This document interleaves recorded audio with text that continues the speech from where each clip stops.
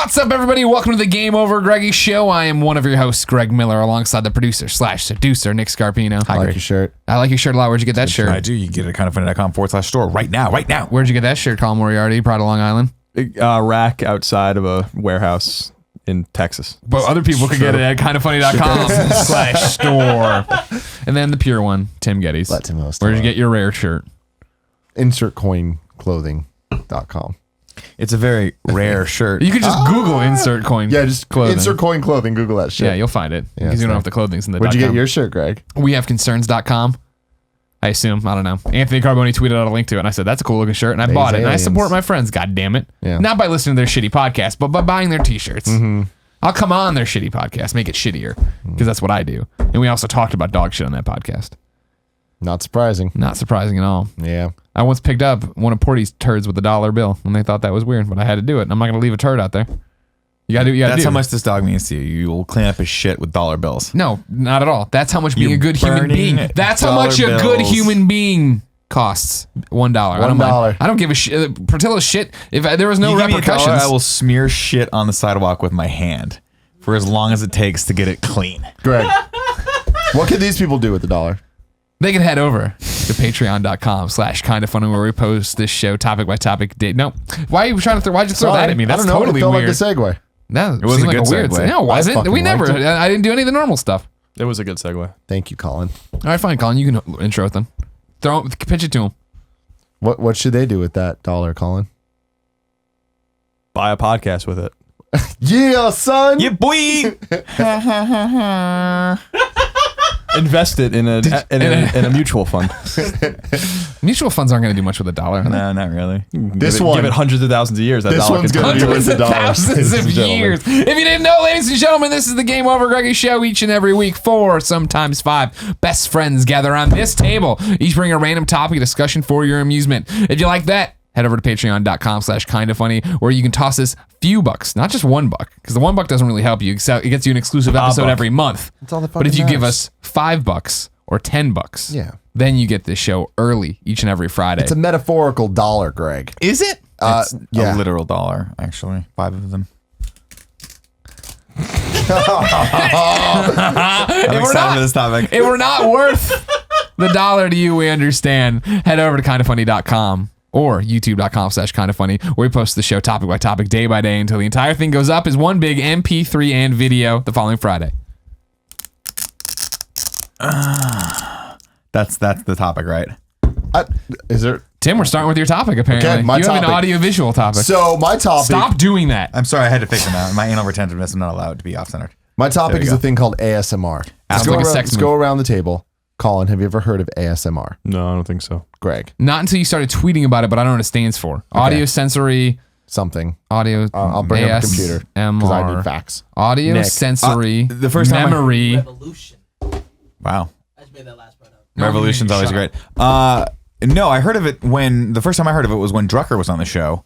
Our good friend Mike Drucker, and he mentioned it, and I'm like, that sounds like. But again, it sounded like something I should have heard of, so I played it off. Yeah, totally. I know what that I'm is. big on ASMR. So before I even get into it a sex thing? It's not a sex thing, according to everybody that is into it. That's the first thing they say, and if you need that disclaimer, Yeah, then it's a sex probably thing? a sex thing. Yeah. But they're very, very upfront that it's not a sex thing. What is interesting about it is that it's been around forever. Like it's a Since thing. caveman times. Since caveman times, like it just exists, and it's something that like is being given credit to. They're giving credit to. Sorry, Kevin distracted me. They're giving credit to Bob Ross, the painter guy. Oh, love right? Bob We know Ross. Bob Ross. Like he might not Twitch have been superstar. the founder of this idea, but he is the best way to kind of explain to people what ASMR is. Okay. That soothing voice, just real nice tempo, him just kind of relaxing, just talking and all that stuff. ASMR is autonomous sensory meridian response. And it signifies the subjective experience of low-grade euphoria, characterized by a combination of positive feelings, relaxation, and a distinct static-like tingling sensation on the skin. It typically begins on the scalp before moving down the spine to the base of the neck, sometimes spreading to the back, arms, and legs as intensity increases, most commonly triggered by specific acoustic and visual stimuli, including the content of some digital videos, and less commonly by intentional words that I don't know. These people are known as ASM artists, Nice. which is my favorite part of the entire process. And we've heard about it from Jucker. And then Right. when we were down in Austin, we were hanging out with Jeff Ramsey of Achievement Hunter fame. Yes. And he was telling us about his wife, Griffin, Yes. who is an ASM Has a channel on artist YouTube and for has a the whole ASMR, channel dedicated to this. And I was like, that sounds crazy. Started looking into it. Apparently, a lot of people have channels that do these videos, and they get a lot of views. Do we need to start In the kind of funny millions. ASMR? We might have to. What's up, everybody? That's what it does, It's right? the opposite. I don't- If you want someone to jump off a cliff, So this is, Jesus. it's all really weird to me because when it was explained to me, I'm like, oh, this is interesting. Like the idea of the chills, like they're defining chills to me. And I'm like, I like that. Like there's a science behind it. There's something that people can identify as triggering those things. Sure. And there's a list of triggers. That list includes whispering, soft talking, What's up, everybody? scratching, tapping, personal attention, ear brushing. Ear brushing is a big one. What's ear brushing? I'll get to that in a Nick, second. brush my ear. Is Nailed that it. ear brushing? That's ear brushing. Yeah. It's making a sound that I would imagine. It's that Oh, sound. that does feel good when people do that to you. Hair play, hand movements, page turning, concentration on tasks, mouth sounds, oh, ambient What's wrong with sounds, and just simply words. Words. Specific words. words.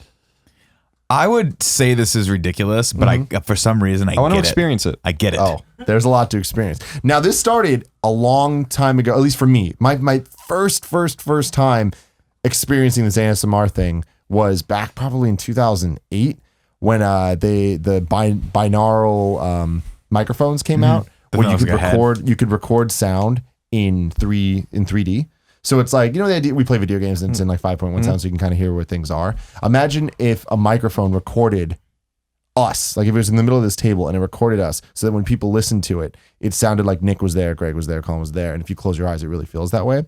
There was a video that went super viral of a haircut. Do you guys remember this? No. It sounds like someone is buzzing your head. So if you sat there and closed your eyes and put headphones on, it felt like someone was walking around you, and it was like VR before there was VR. Right. Right. So now people are kind of taking that and running with it, and they're just making videos on videos on videos of these different experiences. Of haircuts. And I kind of want to just, get you right into it, let you watch some stuff and see what you think. I'm excited about this. Do I get it? I was told to get headphones, but then I was told I didn't need them. Yeah. Do I get those? Kevin will get them. Okay. No, you don't need yours, right? The ones that are there. Okay, I'll give them. Well, we should. Yeah. I don't think there's enough splitters, right? That's the yeah, problem. I'm not going to be able to hear it, but it's okay. So I'm taking these. Yeah. Can you plug me in there somewhere? Thank you. Sorry.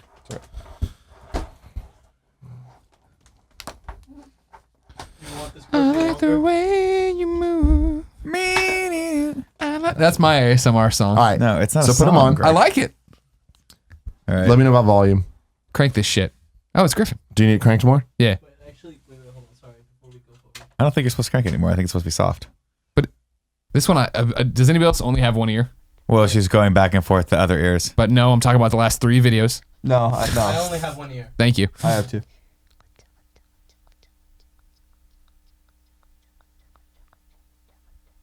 I think you and I are on the same one. I'm going to fuck with it.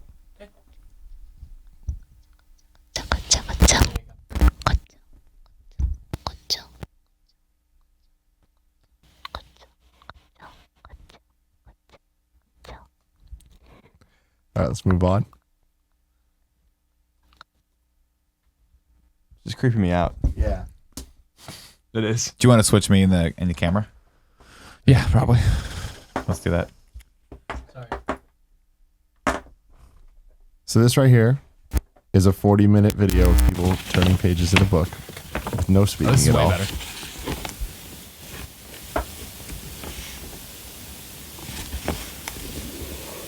But they have dope ass gloves on.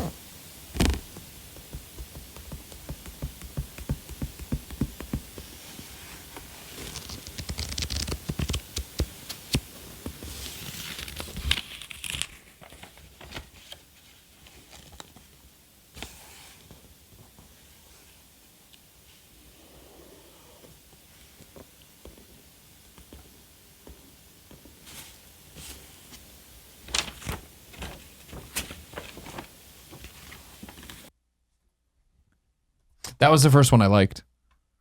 Not that I would like go watch any of these, but that, so far that's my favorite. Was there a lot of middle. Yeah. And we'll be bringing each edge to the middle. I like this lady's Like voice so. already. I like this a Fold, lot, yeah. Press. And smooth. And the same way on the other side. Fold. Press and smooth. Oh yeah, this is doing it. Smoothing the I like it. edges away. You don't like it? No. We'll put that to the side. I guess we'll do exactly the same thing with this brown chocolate colored Too many stone. mouth noises. Once again, we're going to just straighten it. Can we please make one where I She just has or I that just video pet has Portillo? 1.7 million views. Yeah, people like it, man. Put What are they put, what are they doing with our lives? What? No. Oh no, Oh no. Colin.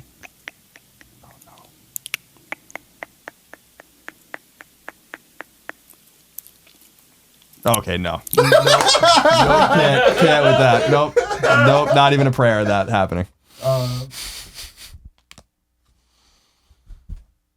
Tusk, tusk, tusk, These are words that are pleasing. tusk, tusk, tusk, tusk, tusk, tusk, tusk, Stop with the fucking mouth noises, lady. tusk, tusk, I like this one. tusk, tusk, tusk, It's picking up like everything.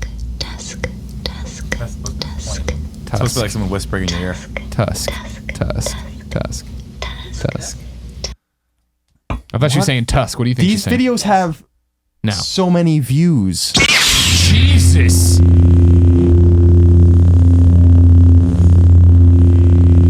For an hour. Hour lock.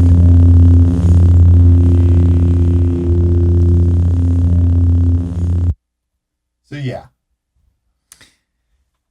These things are fucking weird. And now, what is your experience with it? Did anything create that No, sensation? I didn't for get you? any chills. Or I was anything. disturbed. I mean, I'm not trying to be mean because I know a lot of people enjoy this stuff, but I was actually a little disturbed by it. I mean, to each his own, but Give me a little, I was a little, give me I'm a little unplug there. disturbed by it. Like, I'm a little unsettled. I feel a little unsettled. that people enjoy it, or the No, your that personal. my personal thing is that I'm Gotcha. unsettled. I was totally unsettled by a lot of that. So me too. That woman with the blonde woman speaking to me, that was super unsettling to me. So later on, at some point, I want you guys to, in your free time, just like with making sure that it's all totally working right, just go on a YouTube ASMR and everyone at home, try it and just see what happens. Supposedly there's triggers that work for people and there's a lot of triggers that don't. For me, I'm the same way as you. Last night I went through a whole bunch of them and it makes me feel super anxious and I don't like it at all. And I feel very confined. Yeah, It's- to me it feels like it's like the same sensation I have when I read like Lewis Carroll or something. It's like it's not of this world. It's like weird and dreamlike and it's unsettling and it's like I don't know. It's I totally get it though. I mean, I get it. I mean, weird. You know, what's weird to one person is totally normal to another person. I mean, I agree with Greg. Actually, the most settling of all the videos, I think, was the page turning. Yeah, I like that, But even yeah. then, he's like rubbing his hand, and it's like it's creepy. Even when it's Yeah, like when I they just did- want when he to. did- I don't need to see the visual. when they did the little walk up the book, that sounded creepy. Yeah, I think it's supposed to be less about the visuals and more about just the kind of like relaxing into the overall ambience of it, right? Well, that's the thing is it depends. Like, so there's a lot of them that are based on the hand motions. So there's Oh, people okay. doing all I that see stuff, that. and they dress up. Then there's so one of the things that we were talking about is personal attention. So that'll be things where it's people talking directly to the camera, like they're looking straight into it, talking to you, and they're role playing. Like they're dressed as like Elsa from Frozen, and they're like, Come on, you like this one? I was kind of into it, but it's like let me do your makeup. Just Oh man. you don't look, you can't go out like this. And then, and you just hear like the brushes like going everywhere. And it's like she's addressing the camera and it's fucking weird. Like it's really weird, but people are in love with this. Yeah. Like just last see night, that by the last numbers. night I tweeted out, I was just like, I don't get it. And oh my God, the amount of backlash I get are like, you're crazy. You're fucking crazy. I'm like, all right. Like, it's just weird that it's definitely not for me. Well, I don't think you're crazy. I don't think it's say like fair to criticize you for not understanding this because this is a pretty new kind of thing, right? Like I've never seen anything like this, and the fact that there is such a huge crowd behind it makes it even kind of crazier for me. But having said that, I get it.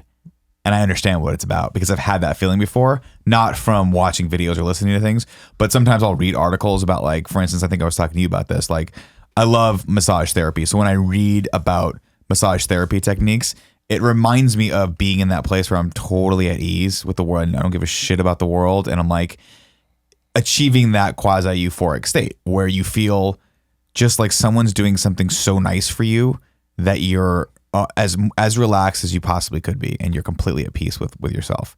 And I think to me that might be kind of getting close to what people feel when they feel this. There's 1,000 videos, literally 1,000 videos of people getting massages under ASMR. It's like, it's unreal how many different little like pockets there are in this. And like the mouth noises, there's so many that just focus on that. It's so the weird. most popular thing though is the whispering, and it's the soft spoken. Yeah, I can understand Just kind of that. talking. I for get an it if it hour. was just clean. The audio was cleaner though, because it's like the microphones they're using are so high end that like they're picking up things that microphones aren't even. You're not supposed to want to pick that up, or like at least if you're recording a high fidelity piece of audio, you don't want to pick up the little mouth. It's like I think it's they like want such a that. Yeah, I no, think they that's- do, and that's yeah. why I'm unsettled, because if it was just the whispering properly recorded, like in a booth where you like get rid of that shit. Then I can see why that's relaxing. Because I was going to say that if the father of this, or at least the father of popularizing this, was Bob Ross, like I've lost fucking scores of hours of my life to Bob Ross in my life. I just like lose track of time when I used to watch him when I was a kid. Because I agree that's kind of a similar thing where I'm just like staring at the TV and 2 hours had passed, and I'm mad that he seems like he's ruining his paintings sometimes, and then he fixes them. So there's two other things that aren't ASMR. There's something called frisson and misphonia. Frisson is when it's music based, so it's that shiver you get when you hear music cues. So I get that all the time, so I understand that. So it's pleasurable, and it's like a shortly, like less than 5 second, just kind of like that chill that goes down your spine. Like That's not ASMR. Like in Batman v Superman. Yeah, exactly. When the Wonder Woman thing plays, and it just like hits me. Yeah, but they're different. It's like people get upset when you know, incorrectly Mix the two. Yeah, and then misphonia is the hatred of this stuff. Yeah, So that's what I- misphonia is the that's what I have. opposite, I was or gonna it's say, like that's the what I have. nails on a chalkboard type feeling, where just it makes you feel really unsettled. And I'm there too. It's weird, and I was like, I don't get it until I watched the one that's hair brushing, and it feels like you're getting your hair brushed, and I was like, oh my god, I feel it. It's fucking happening, and it's weird, man. It's a weird sensation where it's like, holy shit, they won. Like they forced me to feel something. Like Yeah. when I first heard about this, when I was saying back in like 2008, the headline was sounds that will make you literally orgasm, but I didn't orgasm. I never did, so I was upset about that. I very seldom do. But I just think it's really it's crazy, and it's disturbingly sensual is kind of what the marketing phrase is. Yeah, I can see that, but it's not sensual in a sexual way. If that makes That sense. would have been a better company and kind of funny. Yeah, Disturbingly disturbingly sensual. sensual. That's how I describe Nick every day. Thank you. Now, Nick, that's what I'd like you to do. I'd like Kevin to rotate the camera and give a rack zoom on your face, and I'd like you to give us. You want the first kind of funny, the first of I many want you kind of to funny give you an ASMR ASMR, videos? yeah, because you're the voice. You're the one who would do this. And then, Really? Nick, before you do whisper? this, I want you to keep this in mind. There's this woman named Jen, who's one of the more well-known ASMR artists. She's defining, she says, autonomous refers to the individualistic nature of the triggers and the capacity in many to facilitate or completely create the sensation at will. Sensory and response are fairly obvious, and meridian, Jen said, is a more polite term for orgasm. Wow. So I'm literally you literally want me to try to make someone orgasm with my voice right Yes. now. Challenge accepted. Good. Kevin, turn the camera to me. Wait, really quick. I'm gonna mute the rest of you guys. so Sounds we're great because just getting we his get some feed. clear ASMR. If I don't come back, ladies and gentlemen, it was a pleasure knowing you. I'm sorry I died. Okay. I need everyone to close their eyes too, because I don't need you to see me for this. Seeing me might be a little too much for you. You might not be able to take it. So should I imagine seeing Colin? You can imagine seeing Colin, but feeling Kevin and then smelling Kevin also. So this is my first attempt at ASMR. Thank you for joining me. I'm going to do the Colin Moriarty, tighten the screws. Make sure it's right in my mouth. We're going to start this. Are you laughing right now, Greg? Is that what's happening? my eyes, but shutting my eyes is going to make it infinitely more funny. All right. But I'm going to do it. Oh, hey, everyone. Thanks for joining me. Today, I want you to go on a little journey with me. I want you to imagine that I'm right behind you.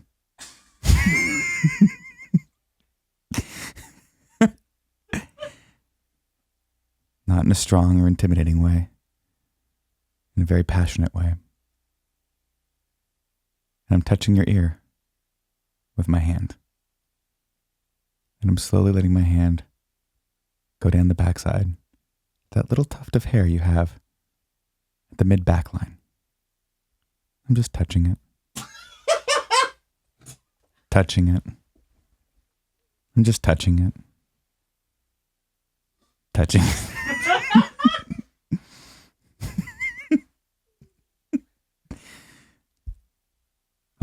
Yeah, okay.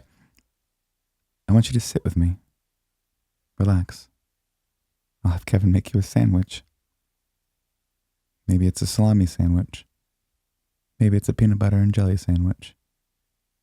But I'll be goddamn if it's a bologna sandwich. We don't allow that shit in this house. Don't look at the door behind you and pay no attention to the muffled screams you hear. That may be Kevin. Or maybe someone else. But I assure you, their involvement in this is voluntary. They've signed a release form. I'm still touching your lower back. Touching it. Touching. How long do I need to go on with this? I was hoping that'd be the whole show. Yeah, all right. No, I completely get this. I understand this, and I'm gonna go on and watch some massage videos. Not the bad massage videos, like the not safe for work ones. The actual massage videos, because I completely understand where people are coming from here. I think you got to keep talking because our mic's still on. Oh, Kev. That's fine. I think, but here's the thing for me. What it reminds me of is like you've had one experience that was so great. Euphoric. An actual physical experience that maybe these are bringing up those memories. Maybe there's some sort of connection between those, right? Like the whispering in the ear, I totally get. I've had girls do that to me. It's very, very soothing. It's very comforting, and I can totally understand where that comes from. Same for me with massages. Like I love massages. I love just the idea that someone's doing something nice for me. So I get it. It sounds weird at first, but I'll be honest with you. I want to be an ASMR artist. Hardcore. Really? Do you want to be an artist or you just want to follow artists? I think I want to be an artist. I think you could I'm do it. Start doing it. I think we should do these videos for you. There it Is is. this working for you? Am I lulling you in a false sense of It security? kind of reminds me of like Can you take your pants off? when everyone went through like a rave phase and they'd put the lights on their fingers and do the glow like, stick things. yeah, the glow sticky light shows and stuff. It reminds me of that. It's weird. It's weird that it's weird that it's as big as it is because it's such a innate thing that just people have in them, and it either affects people or it doesn't. But it's kind of like the blue and gold dress situation that went on, where it's like it sounds crazy, but it undeniably either works or does not work with everybody. You know? Mm-hmm. And that sounds like a stupid statement, but it's like, it's weird how I could be like, oh man, I don't like it or it doesn't do anything for me. Then I'll talk to other people and they're like, oh man, it's like Barbara from Rooster Teeth. She's a weirdo Canadian. She is. She is a weirdo Super Canadian. into it though.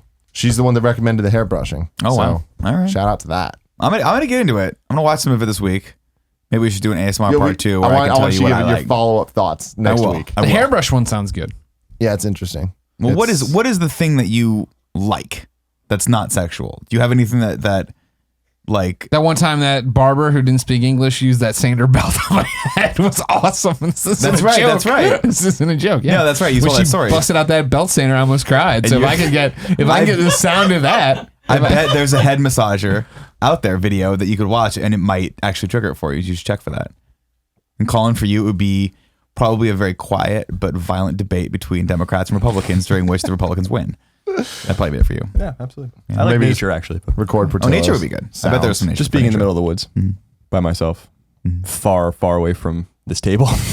Just middle of the woods, nice shiny day, M16 in hand, waiting for the Russians to land. Looking for silhouettes of paratroopers in the horizon. Yeah, I apologize to the audience if that was a weird topic, but I thought it was worth doing, and we'll see what the reaction is to that. We'll see. But it's definitely fun. You find one? yeah. Oh, man, I got a scalp massage here with 1 million views. Okay. Let's see how this does. There's also it's gonna be a good podcast. There's right one called Listen to ASMR Barber. Just the guy who does barber. Is that who That's did probably you do those? OG shit. Walmart ad beforehand. No, thank you. These greedy YouTube people with their ads. I tell you what. Sucks to their ass, Mars. Jeez Louise. Nick, what's your topic? My topic today comes from the community over on patreon.com/kindafunny. I got to pull it up. Hold on. It's okay. You're Talk prepared. amongst That's yourselves. fine. Hey, how you Talk doing? about head guys? shaving. Talk about barber you? shopping. Good. What was that look? Looking at you in the jacket. You're wearing the Looking at jacket. you, This is one of your looking at favorite me. looks. It is. I'm a big jacket man. You are a big jacket man. I don't have ever the want a topic now, jacket. Our off. topic's here. This is from Yuhiro Chavez. The topic is, what is your type and how has it changed? I just turned 32 and I've been reflecting on my life. I thought it'd be fun for the Kind of Funny gang to discuss what type of girls they used to be into and how it's all changed. Very interesting. Used to love 12-year-olds, and then I turned 13. I like that. That's good. That was a good one, Greg. See you guys later. Yeah. There's going to be one person whose feed cut off right after you said, I used to like 12-year-old girls. Flip the car. Call the FBI. I don't know. It's my tastes have definitely broadened as far as what I am attracted to. Because back in the day, I think when I was in college, that there was definitely a specific type that I liked, and it was built largely around. I love how Kevin's like he's can't even handle this. Kevin's set to take so many notes on what you're gonna want cut out of this episode, and he's just fucking ready. Well, no, I think it was based largely on my earlier experiences. So my first girlfriend was Filipino, and so I think from that was sort of my first sexual encounter with a girl, like a first real relationship, and I think that kind of set the tone for me. So I was specifically, I don't want to say it was my main type, but I really did like Asian girls for a while. Like I would kind of put them more up on a pedestal than anyone else. And then I think, not to be stereotypical, but I think I was really kind of heavy into that sort of anime culture and the idea of that, because it was very foreign to me too. And I went to UC Irvine and there was a lot of like mixed ethnicities of Asian girls there. I was like, this is my thing. This is going to be my thing forever. Yeah. And then eventually I kind of grew out of it. But I think that's the interesting thing about how types have changed. I feel like as you get older, you don't have a type anymore. Like, because the whole idea of type is kind of it's definitely a young kid's game. You know, it's when you don't really understand how the world works and that you're not really supposed to break it down into these really weird binaries that don't mean anything at the end of the day. And I feel like as you get older, it's like you start realizing that like it's kind of not okay to do that. You know? I mean, you can have a preference, but I mean, you can't really help what you're attracted to, but I understand what you're talking about is when you break it down in cold terms like that, it does sound very, very stereotyping. Yeah, I mean, it is. Saying, like, when I just say I like Asian girls, it's like, well, there's got to be a little more to it than that. Exactly. And I think it's the same idea as like rating men or women on a scale of 1 to 10 of how hot are they. Right. It's like, that's the same type of idea where it's like, everyone did that until a point where you're like, well, oh man, I shouldn't do that. Cause that's it's weird. And it just like, it sets there is no standard. And all of a sudden you are just talking about like weird stereotypes and stuff that like, it's just messy. And at the end of the day, your type is the type of person that's compatible with you for a plethora of reasons. Yeah, sure. And those reasons they're a small Asian girl. Right. It's mostly not physical. Yeah. It's a bunch of other That's shit. why I've never understood the question. I've never sat there and said, this is my type. And then like, I ignore everybody else other than this. Like, I just like cool people. I like cool people. That's my type. You know what I mean? Has that always been the case? Yeah, I can't ever think back to a point where I was like, she's hideous because she has red hair or something like that. You know what I mean? Or I guess the analog to that, you know, I'm only going to date brunettes. I'm only going to date people of this ethnicity. No, it's never happened. Yeah. I think there are people out there though, and I was one of those people who would let a person's like specific look influence my attraction level to them way more than I should have. Right. So like I would put certain girls now that if I looked back, I'd be like, you know, they were nice girls, but they're not specifically gorgeous or bad looking in any way, shape or form. But to me, they were like goddesses back in the day, you know, back in colleges. Cause that's just for some reason how I had them built up in my brain. But that's it, right? Like, Yeah, I think that's all that's it kind was. of how it works is Sure. it's you projecting this, you're turning it into something that you want. Right. As opposed to what it is. And I feel like that's the story of high school love in a nutshell. It definitely right? is. But I feel like that's also something that you're right with age that lessens, because as you kind of keep going through life and you can say like, I'm more into brunettes than I am in blondes. Then you meet an amazing blonde it has really nothing to do with their looks. She's just a really cool person. Then suddenly you're like, whoa, I was mistaken. I am now into blondes. But then you're kind of kidding yourself, right? You're just kind of into this person. It's just the person. And that's kind of it. It's just like, there is no difference between a blonde and brunette besides just the physicality of them being that. So it's like when you're talking about what's your type, you're not like, everything you're describing is a visual thing, but what you're saying is the opposite of visual. What you're saying is like, this is the type of person that I like, but defining them by their race or their hair color isn't actually defining the type of girl that you like. Sure. And I think that's where it gets really, really messy, where it's like, what's my type? My type is motivated. You know, Sure. Like, that is a type, and I feel like that's how my type's changed over time. Where it's like I realize that Because when people ask me what's my type, yeah, growing up, I could totally be like, I like petite Asian girls because that's what I was attracted to. Mainly the girls that I was attracted to were that. Having said that, then I meet other girls. I'm like, no, I'm attracted to very specific. But that things. also had to do with circumstantial, right? You were around, your main group of friends had a lot of Asian girls. 100%, and so you were just around those people, and those are the people that you interacted with, and so you're like, okay, this is what's approachable to me. Yeah. This is what's comfortable to me. This is what I'm used to. Exactly. And then, the same way for me, that was all the way up till college. Then when I moved to San Francisco and I started actually dating, like dating, and there was a much bigger and more diverse pool to choose from. It really opened up my brain. Yeah. Opened up my eyes. I mean, movies, right? People get typecast as things. And I feel like when you're younger, it's the lowest common denominator, and it's the easiest way where you kind of typecast what you're looking for. Like you're just like, oh, well, I know I like this thing. So maybe if I can't get that, I can get something similar. And then you're just like, the easiest way to bucket similar things is these buckets, really. Yeah. It's just like blonde, brunette, this, that, whatever. But it's like those things, like there's no similarities between those people. Well, I mean, that's the thing too. It's like I hear that from people a lot, right? Like I'll hear from girlfriends of mine that I have that are like, I just want a guy that's tall, and it's like, well, I understand that. I understand wanting that, and you see yourself with that specific set of physical characteristics. But at the end of the day, it doesn't really matter. At least that's what I keep telling myself. But I mean, that's the other thing too. Is it's like it's okay to have a preference. It's okay to like things, But I just feel like, the question of type is it's a separate question that just gets lumped into being the same thing. Well, we feel like because it goes the opposite too, right? Of like, my type is this, which means I don't find these other people attractive, right? And that's what you're talking about over like cutting something off, right? Cutting off your arm to spite your. Yeah, it's. I mean, for me though, it's been very interesting and this is something you have to be honest with yourself as a guy, because like I've met people that I wasn't initially attracted to, but then when you get to know them, they become way more attractive to me, which is weird, and it's something that you don't. It kind of shakes your world when you have that happen for the first time, because you're like, whoa, the idea of physical attraction is not just based solely on looks.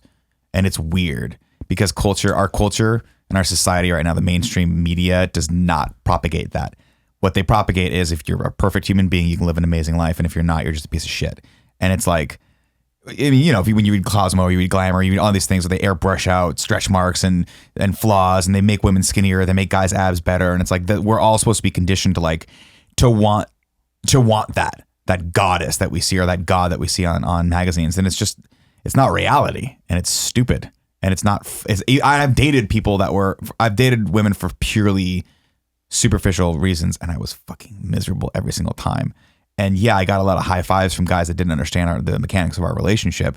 But inside, I was like, I want out of this relationship. I don't care how good looking this person is. She's a horrible human being to me and doesn't treat me right. And doesn't treat my friends right. But see, at the same time, though, it's like amazing, like goddesses could also not be that. They could be amazing people. And like, that's the thing. It's like goddess types that care about their looks. That's not a thing. You know what I mean? They're not representative. And after that relationship, Nick never dated another attractive woman. Oh no, and that's true. I mean, I've dated plenty of attractive women, but I'm just talking like saw her, was like, I want to date this person, made the decision to try and do that before I knew anything about them. Yeah. And she, for some reason, was like, I like this guy, he's funny, let's do this. And then about 2 months into the relationship, I'm like, she wasn't like a bad human being. She just wasn't invested in our relationship, and we didn't have anything in common, and her priorities were completely different from mine. And once you realize she was not my type, once you realize those things, I'm like, this person's not my type, right? Yeah. And as you get older, that does force you into thinking like, if I'm going to invest my time with someone, they should tick all the boxes on every level off for me, right? They should be kind, they should be smart, they should be educated, they should be motivated, like you said. They should actually, they don't have to be great looking or beautiful, but they should care about their health. They should care about taking care of themselves and the longevity of that, Yeah. And so I think that's definitely how I've changed most, because especially when I met my wife, and now having been in a relationship with her for the better part of 8 years, like my attraction to her has changed and it has deepened, and it was pretty amazing at first, and now it's gone a whole different level, because it's like you just know each other on such a more intimate level, and you trust each other so much more deeply that it's hard to describe. And this is your week's episode of Love and Sex Stuff. Yeah. If you want to get this show, it's Mondays, 9 a.m. 9 a.m. Sorry. If you want to get the Love and Sex Stuff, share it. Go to kindoffunny.com/store. But yeah, I don't know. I mean, I don't know, Colin, did you have a specific type growing up, or you just always really? Like, I think that she has like 3'11"? Yeah. No, none of the girls I've ever dated have like 3'11". Erin's the first girl I've dated that actually like gave them a chance and liked them, but that's not important. I think the only thing that binds the handful of girls that I've like really, cared about over time or whatever in some respects, you date girls or whatever, but like the girls I've had like real relationships with, there's not that many of them at all. I think the only thing that binds them is not like they're all different people. I just think that, I tend to stay away from people that are like me. And I think that like in terms of like, I don't really want to date a girl that plays games or, is like into that kind of stuff, or like, it's just not for me. It doesn't say that, that would be like if Erin and I reconnected and she was like, oh, I play video games now, but like, well, now we can't, but I'm just saying that's not what I'm looking for. Sure. I think a lot of people are like, I want a gamer girl, or I'm like that. To me, I want to date someone that can bring something new into my life and like something that like can teach me and like kind of balance me out. I need to be balanced out, and I think that that's kind of what I found in my relationship now.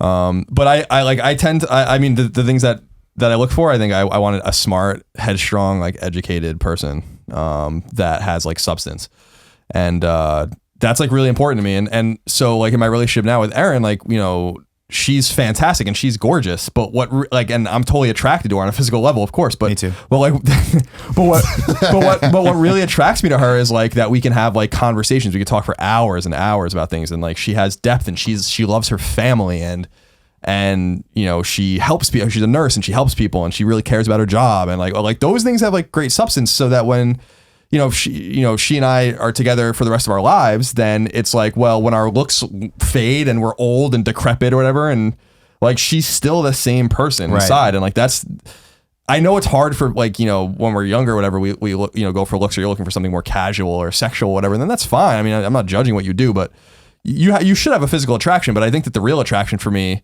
with Erin comes from like everything that's inside of her, like her heart and her soul, and like, that kind of stuff. And I that's like kind of what I think this kind of stuff should be judged upon, because like the look stuff and like and all that kind of stuff, it's important, but it's also ephemeral. Like it doesn't last forever. Like sure. like your character and the content of your character and all that kind of stuff, I think is much more important. So that's what I'm most attracted to is, and I think would be like my so-called type would be like, can you hold a conversation? Like, I have no, and what's so funny about this is that this is kind of not exclusive to women that I want to date. This is exclusive actually to like people that I even want to talk to at all. Like in terms of like, I have little tolerance for stupid. Like, one of our bosses at IGN told me once, he's like, what did he say? It was like one of the nicest compliments he said to me. Anyone's ever said to me, he's like, you basically like take no prisoners. Like you have no tolerance for like stupidity at all. And I don't. And that's true for anyone. Not only, women that I'm interested in on a romantic level or whatever. So I think that like when you think about your type, you might realize that your type is actually just the kind of person you want to, attract in your life, like the kind of gravity well you have in your life in terms of people. And you realize it's not just the people you date, but everyone is you probably have a type of person, not just so the woman you want to date might have a very similar personality and a very similar like structure internally to the person that is your good friend, and I think that that's, definitely. And I think that that's important to me. So yeah, I like people that are like, that want something and try to get something and have drive, like you were saying. Like I think that's super fucking attractive, and that's attractive to me and my friends. Like, yeah. It's funny, something you said sparked something with me, where you're talking about the 311 thing, right? Like when I was younger, my type, I would have entirely said that I want someone that likes tone deaf. Like entirely, that's my type, is somebody that can enjoy lyrical hip hop music, right?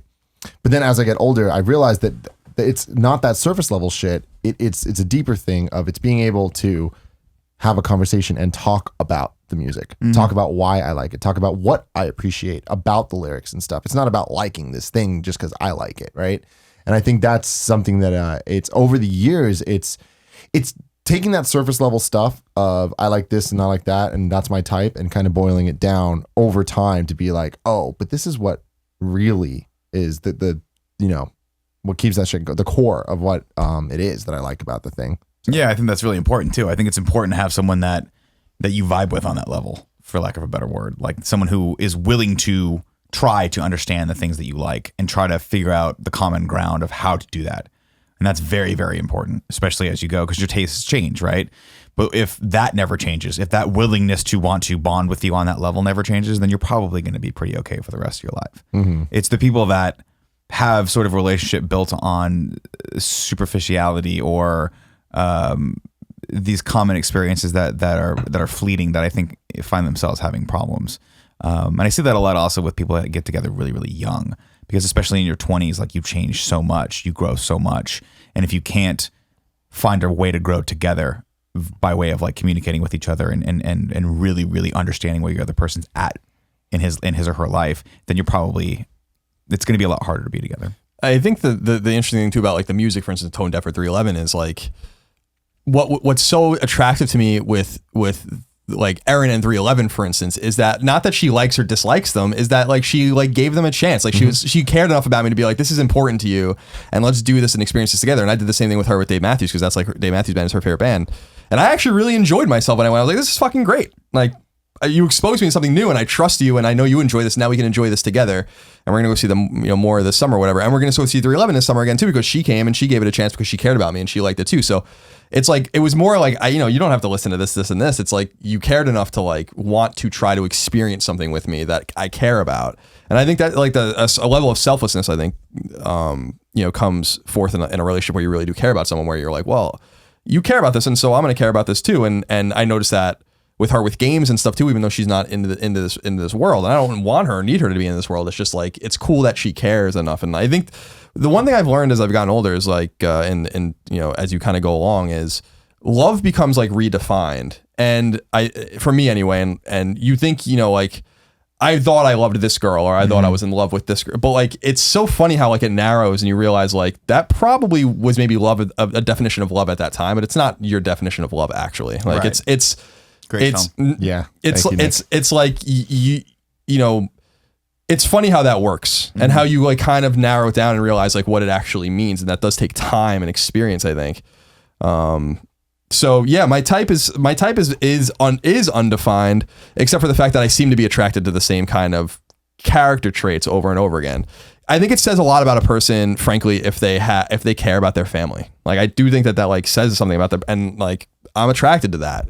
I don't get to see my family very often, but I really love them and care about them, and, so like if that's something that's portrayed and mirrored in another person, then that's going to be attractive to me too. And yeah, we she and I love music and reading and writing and all that kind of stuff. And that's great, but we don't have to listen to the same music or write the same things or read the same things. It's just being open to those new experiences. And that's why I like trying to date people that are very different than me. It's just, in some respects, is that it just, if I dated someone that was like me, I would never leave the house. I would like be comfortable just playing a game or watching a movie or watching it. And it's like, I don't want to do that. Like I want to kind of be complimented. And I don't mean complimented COMPLI. I mean, complimented. Like I have this new, yeah, exactly. Like COMPLEMENT. I want to be the other complimented. So like, it's like, Your beard looks good. Thank you, Greg. and to me, like complimenting me isn't like being me. Yeah, exactly. Complimenting me is like Filling being in your something gaps, else. doing something else. So like, it's so in my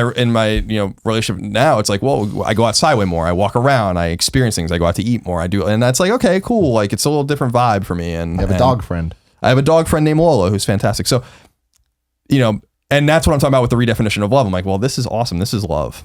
And but again, like I do think that I do agree with the sense that the superficiality and kind of aesthetical obsession that society has, I think, is super destructive. I think that like our society is hypersexualized and oversexualized, and I think it sucks. Like I do that because I do think that people don't realize like that the it's so fucking trite, but beauty really is inside, and it also really is in the eye of the beholder, and we have these things where it's like, this woman's objectively beautiful and look like this is what we should strive for. And I'm like, well, like, why do we have to be obsessed with this? Like, let's be obsessed with like personal connection and all these kinds of things too. And I just think we've always wanted sex and had sex in society, but it is a product of the post World War II era where like that is our fixation, and it says a lot about us, and it's not, and it doesn't say much good about us. I feel like it's the second someone figured out they could use sex to sell products, we were like doomed. Yeah, and it's smart. It's a good way to make money. It's a good way. Put this person next to a car. It's reductive as shit. Sell the car. It's reductive as shit. Carl's Jr. Yeah, right. That's a perfect example when they started doing those. Was it Kate Upton or who did those commercials? Oh, they were doing them long before that. Yeah. Paris Hilton. Oh, Paris Hilton. Yeah, as well. you're just like, are you? Wow, that's something. It's just so reductive and shitty. But it is what it is. It's not to say like there's no room for it or no place for sexuality. It's just to say we emphasize it too much. There's so much more on the list of importance that you have to check before you get to that, or you don't. It's not substantive, and I guess maybe it's that word, substance or substantive, that is most important to me. Like I want substance, and I hope that I provide substance in return. But that might be really, I might be assuming something, for being presumptuous by assuming that I provide that. But I hope I do, and that's like what I look for. So at the very that's, least, I guess, my you type. provide the event horizon. That good. Dude. Oh man, you can't escape the event horizon. You can't. And then once they're trapped in its massive gravity well. Yep. There's no escaping. Not even light can escape my dick. No, not even. Which is weird. It's weird that you can see it to grab a hold of it to pee. So there's no light around it. Yeah. He gets in there. He finds it. He just finds it. Like, Yeah. Okay. It's like when you're stumbling around in the dark. I appreciate The that. pee shoots out. You know, Yeah, you've seen. to be fair, I've never not been able to find my dick. No matter what level of light is happening. But That's true. But to be fair, I've never not been able to find my dick. It's true. I've not been able to find Done. my dick before. This topic was brought to you by patreon.com/kindafunny. I'm sorry, who submitted it? You remember the name? Yuhiro Chavez? Yes. Okay. Mr. I think I'm Chavez. saying that wrong, but Great. No, Went over I'm there mispronouncing and his name. supported us on patreon.com/kindafunny make to me get his name up. topic on the air. My turn. yeah. I have a bone to pick Uh-oh. with the DuPage County Animal Control. All right. In 1989, I was 6 years old. Probably, I was Ghostbusters 2, obviously, right in there for summer of 1989. Did I see it before? Did this event happen before or after 1989? I do not know.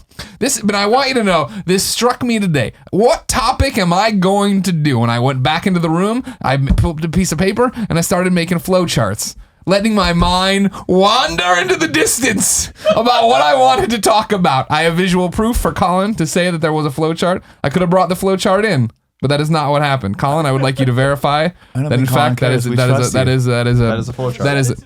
Sure, I'll send it to you, You had a Kev. flowchart? I did. What the fuck? On what I wanted to talk. And I cleared my mind and began putting down the bubbles and going around, your brainstorming chart, drawing things off of each other. And eventually we went down the path there. You're seeing on screen thanks to Kevin. And it was April, because that's the month, right? April led to my birthday, of course. April led to birthday, Greg. spring showers, All familiar. April showers bring you spring flowers, which led to Mayflowers.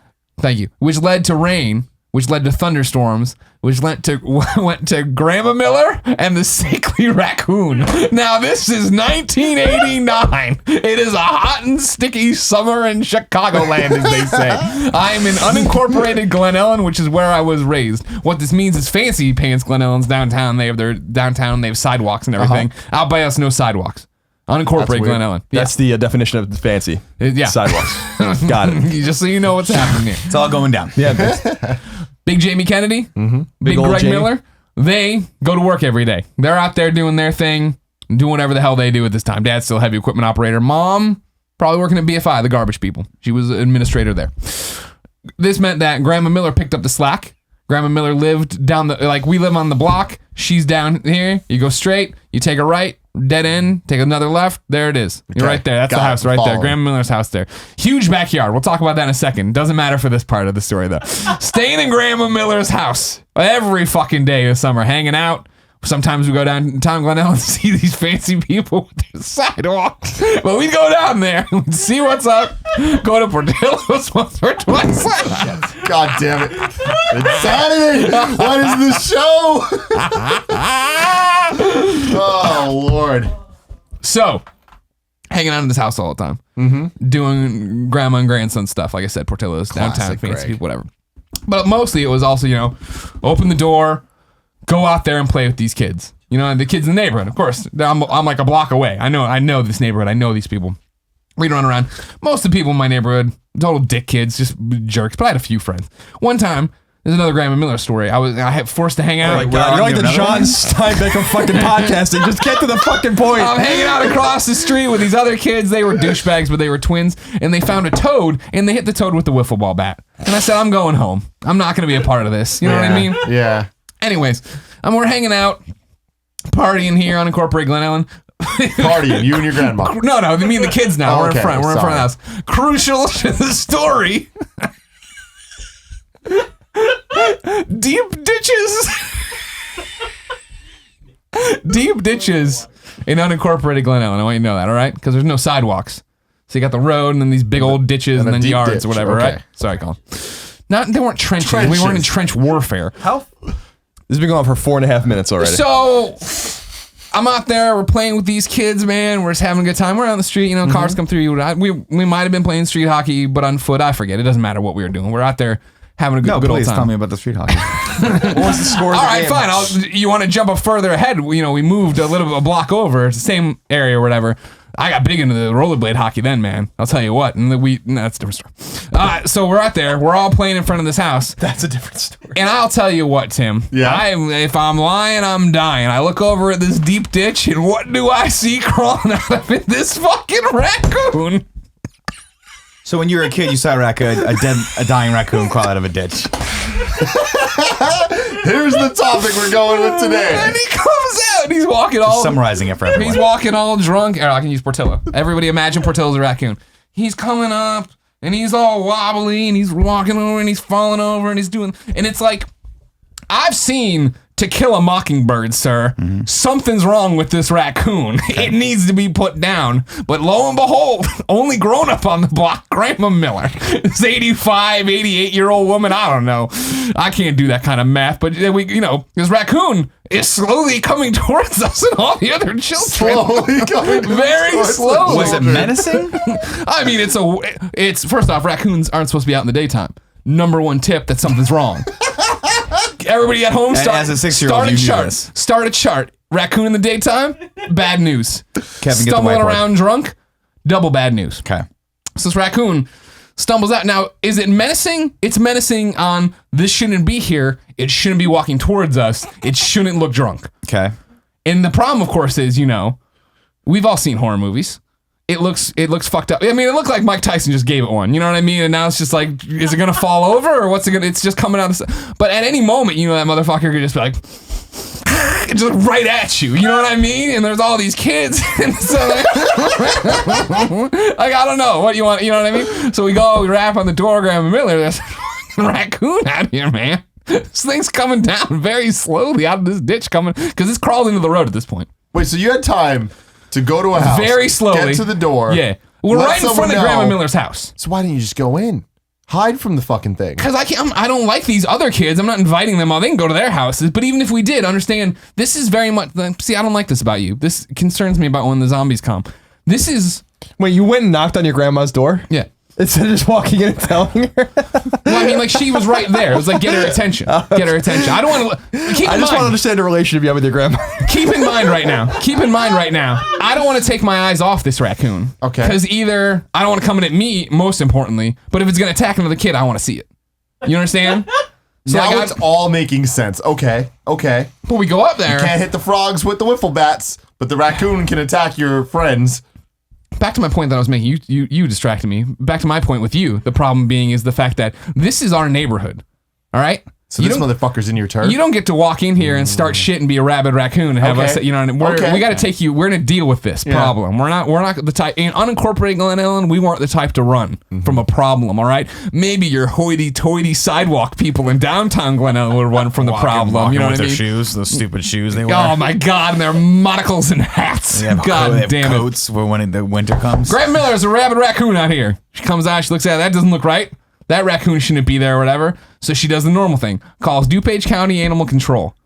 There's a fucked up raccoon in the neighborhood. There are children out here with the little buckets and little plastic shovels kids have, you know what I mean? Yeah. Like there are children here. Send help. And I shit you not, Tim, if I'm lying, I'm dying. The fucking DuPage County Animal Control circa 1989 says to Grandma Miller, an 88-year-old woman, we can't come. Put a box over it. Put a box over this rabid raccoon that something is clearly... Like this thing could... It's like I'm worried about it attacking the dumb kids. Yeah. But attacking Grandma? Grandma can't juke. Grandma can't jive if this thing comes at her, right? Now, the problem, of course, is that I'm not the full-blown Greg Miller I am right now. I am not a man. I am a boy. I have maybe seen Ghostbusters 2, or I'm preparing to see Ghostbusters 2. I'm 6 years old, right? So she won't entrust me with the box. Not to mention I'm scared. I don't want the box. I don't want to, you know what I mean? You don't want that responsibility. No, I don't, because that is, I'm going to go out there. I'm going to put the box in and go, gah, and the raccoon's going to go, ah. Right. You know what I mean? I can't deal with that kind of pressure. I'm just a dummy little kid. Not to mention the fact that a box probably couldn't contain a raccoon if the raccoon wanted to get out of the box. Well, again, this one looked sickly. Right. It looked like something was wrong. But our preconceived notion of it is that it might be, when cornered, have that last gusto of energy that might go right into your face. Right. I don't think, it stumbled into town here for the showdown. Right. It is continuing to advance. Right. Down Main Street. River Valley Road, maybe? That sound right? Remember, we're dealing with the day drunk raccoon now. He's coming straight from brunch. Went a little too hard with the mimosas. It's amazing. So it's out there. And Grandma Miller, of course, Grandma Miller, a seasoned lady, not young from one, the Depression an era. old lady. She's an old lady. She's seasoned though. She's seen some shit. She was a principal at a school. She knows about fuck ups and what they're gonna do when they get into the neighborhood. You know what I mean? So she gets a box, she gets a broom, and she goes out there. And Tim, if I'm lying, I'm dying. Say that again. I'm losing my mind. I've never heard you say that in my life. She walks up, drops the box on the raccoon, gets a rock. Smart. That's smart. No need for the broom, raccoon contained. About 4 hours later, 4 hours later, DuPage County Animal Control shows up, and they fucking, I don't even know, they scoop it up, but then, the problems. My problem is, why couldn't they have come quicker? This seemed like something where we needed an adult quicker. Then poor Grandma Miller with a broom and a box. She handled the shit, It could have gone she wrong. Had a rock ready. Well, I know, it wasn't, I think the box down, and then the box shimmies a bit. And then she's like, walks over to the ditch and gets a rock. Deep ditches, remember? Got it. Yeah. She didn't have like a rock in her back pocket or anything. Holy shit. Grandma Miller, I don't think she was, So what is Grandma the Miller topic? weighed like 98 pounds. I think it's just the story. Is it just the story? I didn't realize that we were allowed to just tell stories. Oh, you can do whatever you want. Oh. Now, let me tell you about the backyard of Grandma Miller. I said that was a story for another time. That time is now. This was a big backyard. Now, what I'd love to know, Tim. What I'd love to know, Tim. Yeah. How big is this backyard? I'm assuming, we're talking in unincorporated Glen Ellen, so. What I want to know is, because for me, as a kid, huge. Because it backed right up to the power lines. You know what I mean? Like it just backed. So you grew up under power lines. I hung out by some power lines a lot, yeah. But it just backed up to the wooded area. You know what I mean? Okay. And I remember it was a riding lawnmower when you wanted to mow back there. This is also something I didn't think about till I started thinking about the raccoon story today. And we'll need to talk to Big Greg Miller, my dad. Okay. I remember there being Grandma Miller's house in the front, and then a smaller house in the back. And I remember at some point they knocked that down, but the foundation was still there. But I vaguely remember this other house. If Grandma Miller or anybody who knows is watching, I'd like to know the story of that other house, because I don't know anything about it. But it seemed huge. Huge. Okay. It just went on forever and ever and ever and ever. But the problem, Tim, is that if you know out there where my Superman stuff is, and my games around that bookcase, I remember being a kid, and that was at Grandma Miller's bookcase, right? And I remember loving that bookcase. And that bookcase was something special, I could tell. You know what I mean? I think Grandma Miller talked about it every so often as well. That, this was like made by some prison inmates. There was some story behind it. Of these, maybe it was Dutch people, maybe it was prison inmates. One or the other. Okay. Yeah. You're losing Nick. They're kind of one and the same. Are you out of breath? Are you a lot of breath right now, by the way? Oh my God, I can't breathe. You kidding me? But I remember this lovely wooden bookcase out there, Yeah. Fine cherry wood, I'll say. I don't know, oak maybe, who the hell cares? But I remember when Grandma Miller passed away, that Dad said, is there anything you The want? same Grandma Miller that you thought might be watching a second ago. No, I know she's dead. I said anybody with Grandma Miller information. It's like unsolved mysteries. If anybody knows. Robert Stack Rolling over in his grave. They're also dead. If you also have dead. information about the house that used to be in Mildred Miller's backyard, please leave a comment below. Mildred Miller. Yeah. That's such a grandma name. Put a pin in that one as well, please. Do this. Put it up. Thank you. You hold on to that pin for a second. Beautiful bookcase. Dutch craftsmanship or prison craftsmanship. Somebody who made things with their hands. You know what I'm saying? Loved it. Grandma Miller dies. Dad says, "What do you want?" I said, "I want the bookcase." You know what I mean? And I'll never forget when he gave it to me. I was down in Columbia or whatever. Gives it to me, and literally, you've seen it. You can just pick it up like this. Yeah. And I remember this bookcase going on for miles. I remember playing, the Army Men and stuff, Lincoln Logs, because, Grandma, she had a bunch of toys at the house that just sucked. That, like, I don't know. Toys. Exactly. All this old shit that, I don't know, maybe it was Toys Uncle from the Jerome's, 1930s, maybe, it was like, it was here's a whatever. wooden block. Have Exactly. fun with this kid. Die-cast metal. Remember going on forever and ever and And ever. as it turned out, Grandma Miller lived in an apartment complex. Exactly. If the bookcase In the studio was so apartment. small, Tim, how big could the backyard have been? Small. I remember my grandmother's yard being huge growing up. Yeah. And having all sorts of weird plants and trees, like a pomegranate plant, you yep, know? yep. Or I think she had a fig tree, and I was Grapefruit like, this is weird. tree? Yeah. They always had grapefruit trees.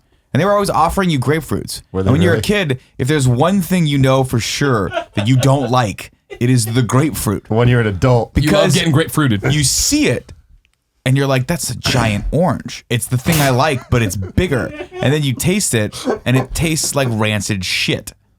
Very sour, rancid Yeah, shit. grapefruit sucks. But then I went back to my real. grandmother's house, not like, there was a gap when I moved kind of away, went to college, didn't really visit that much. Then my grandmother passed away and then my aunt moved into her house. I didn't really have an occasion to go there anymore. They had always come to my parents' house and I remember there was like a 5 or 6 year gap that went by, and I finally went back and I'm like, this place got smaller. It shrank. Right. It's tiny.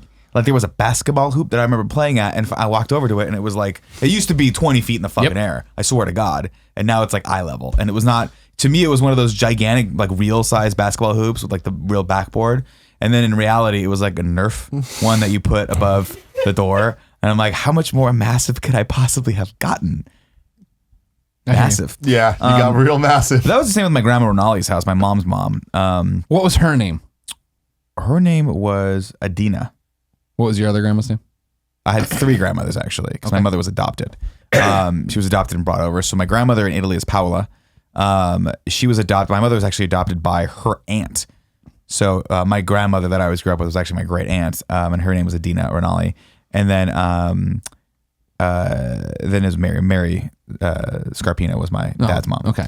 And Mary Scarpino she was no joke. What grandma names? Mary Ann. Mary Ann Mary Ann. Ann. There's Mary Mary Ann. Ann. And then there was another. Mary. Okay. Betty. Mhm. And I think my dad, I never met my dad's mom. I think her name, she died when he was young. Yeah. I think her name was like Elizabeth or something. Yeah. See, Mildred and Mildred on my side. Both. Different people. But I mean, like, that is a grandma name that That's such a grandma and I would name. love to talk to people stupid enough to have kids, just about like when they all came to the conclusion. They had like a meeting of like prospective parents. They're like, what names are we putting in the rafters? See, and they're I like feel like- Mildred, Esther, put this shit. the name of the- Somebody's like Helen and got halfway up. They're like, no, we can get Mildred. something out of Helen. Bring Helen back down. I feel like it's the same as how it always is, right? Like, who was I talking to lately about names for? I think, It was probably on this show. no, it was Eric, because he would not tell me the name of who he's going to marry, what he's going to name his kid, because they're not sharing it yet. And we were talking about names, and he was like, no, the reason why these names go in these big cycles is because some event made that name popular at the time. Like Khaleesi. Yes.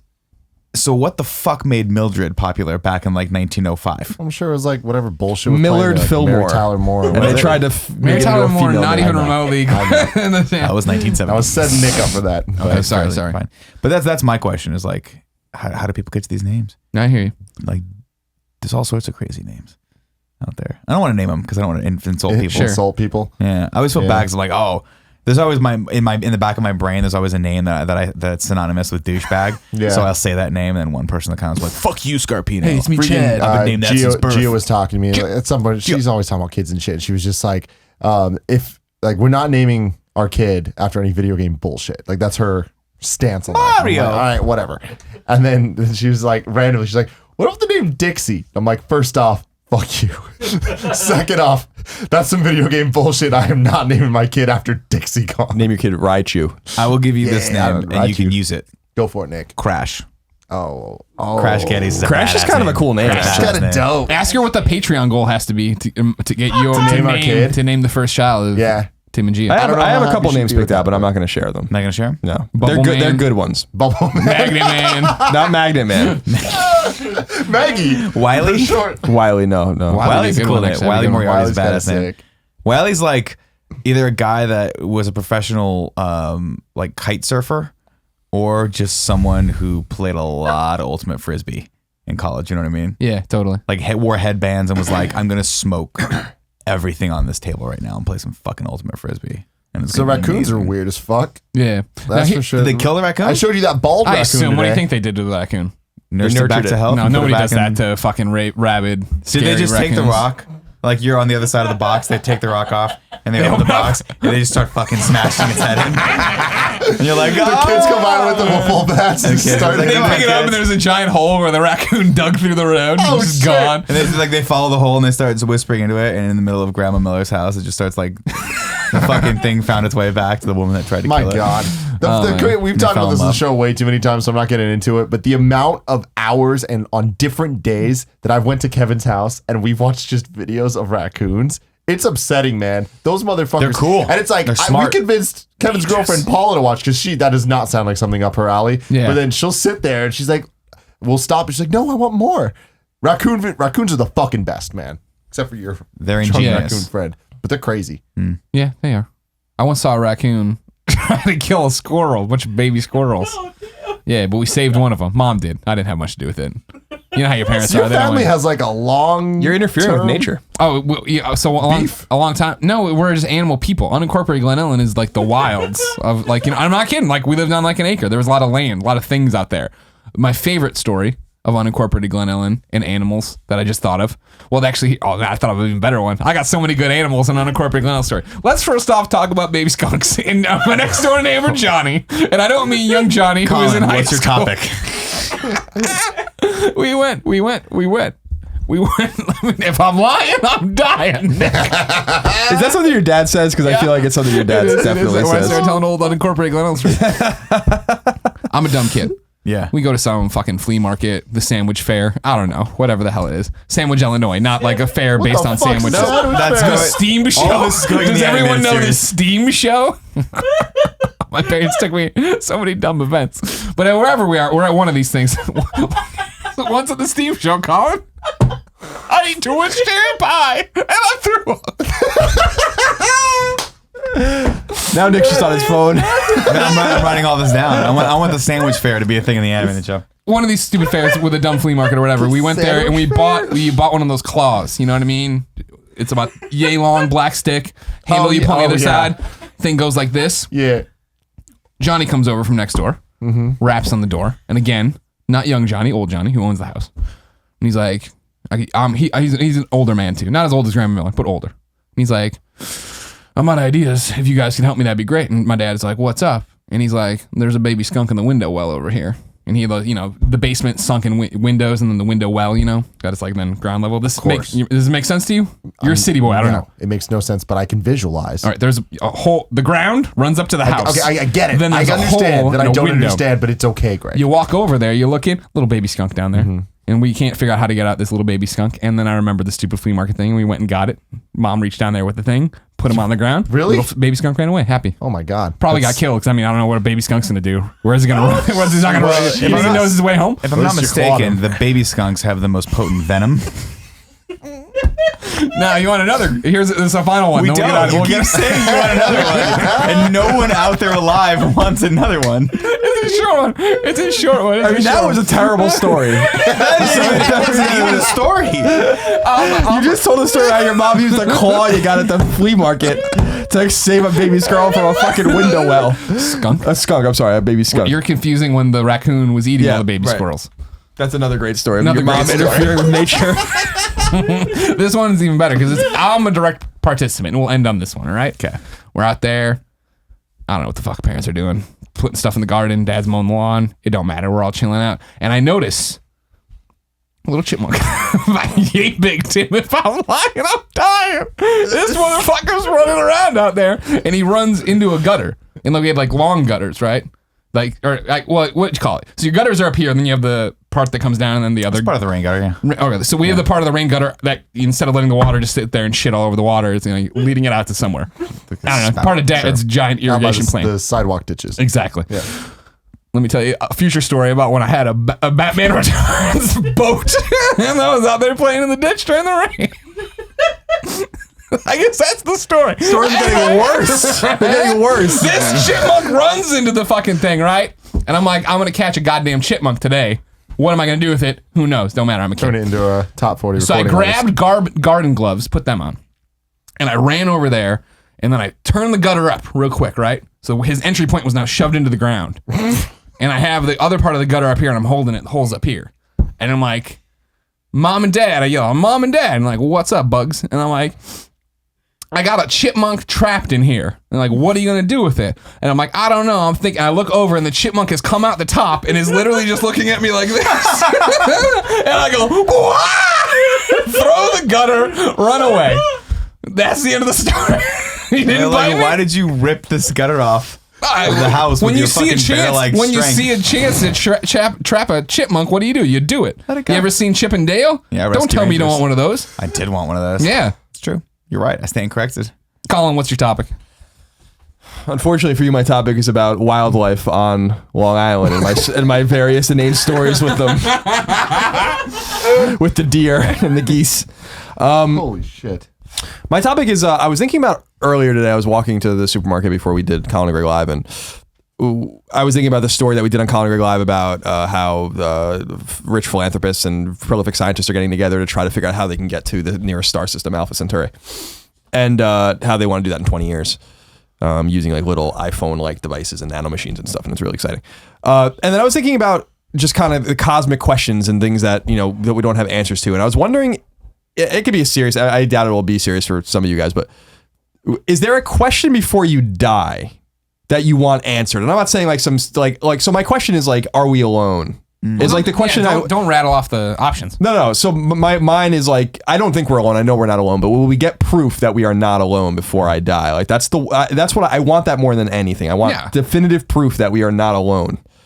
And I was wondering if you guys had anything like that, like where this thing of some sort of cosmic importance, and it's not literally cosmic importance because it doesn't have to do with the universe necessarily, but like something you don't know that you'd like the answer to, or something that you want to just know before you die. That's that's of the utmost importance. I think it'd be cool if they. I mean, there's lots of questions I have, but I think it'd be cool if they figured out how to like manipulate. I want to know if we'll ever in my lifetime be able to like manipulate gravity and have planes that fly, anti-gravity planes, things like that. Like, I just think that science is cool. We don't really know too much about it, right?